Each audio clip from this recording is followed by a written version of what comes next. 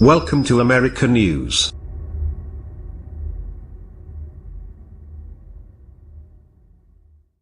Crown Prince Mohammed bin Salman is a media-savvy man, and he has just pressed the button he knew would make headlines. Saudi women will be able to drive for the first time in the history of the kingdom. And the act begat the headlines, and the headlines begat a tweet from the President of the United States, who himself begat a $110 billion arms contract with the Saudis 3 months ago. And so it came to pass. For 24 hours, the world was told about the lifting of the driving ban rather than the chopping off of heads, the arrest of human rights activists and the horrific war in Yemen. And even then, it transpires, it will be next summer before Saudi women can start driving their sports cars around Riyadh or taking their children to school, for one of the prominent campaigners has claimed that she for one will buy a Mustang. First of all, a commission has to inquire into the lifting of the ban. But will it have the right to place restrictions on the new law and age limit? Perhaps married women only, for when a Saudi cleric said a week ago that women should not drive because they have a quarter the brain power of men, there will surely be some limit to this new freedom. There's no doubt that Saudi Arabia needs some good news.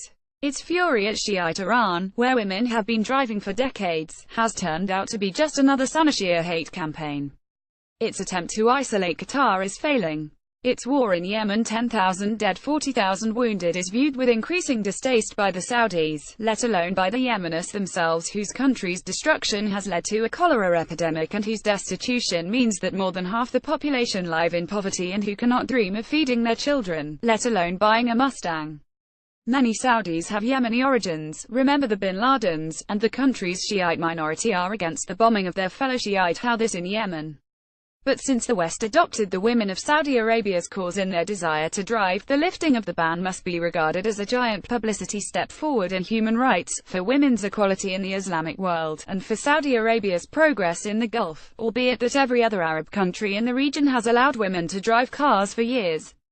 LSE Saudi Arabia academic lifting ban on women driving is being used to deflect bad news. King Salman, of course, signs the decree, but the world knows that the Crown Prince is behind all this, just as he was behind the ambitious new economic plan to move away from the world's oil greed, which has even now been watered down by Saudi officials, its ambitions extended in time or abandoned altogether.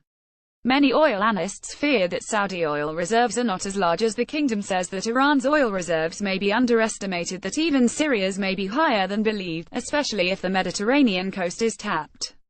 In law, too, women in Saudi Arabia are still subject to the rule of their menfolk.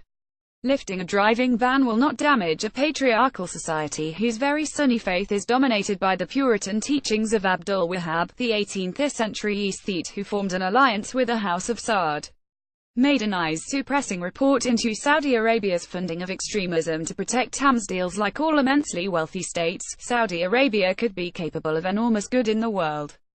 But Yemeni wars, feuds with Iran, medieval laws and an orgy of Islamic school building, let alone an orgy of American arms buying, are no way to achieve this. If the Crown Prince had spent more time reflecting on the development of the rest of his Arab neighbors, on humanist education and justice for the people of the region, Palestinians, Kurds, Iraqis, yes, and Syrians too, then he might reflect what Saudi Arabia is entitled to do in the Middle East to establish its place in history. A new museum dedicated to Abdul Wahhab has opened in Riyadh. Women are no doubt welcome, but they may not choose to drive into the museum car park on their own. Besides, they have to wait until next summer, and it took only 3 months to dilute the Crown Prince's economic plan this year. More about Saudi Arabia driving ban, feminism, human rights, Middle East reuse content.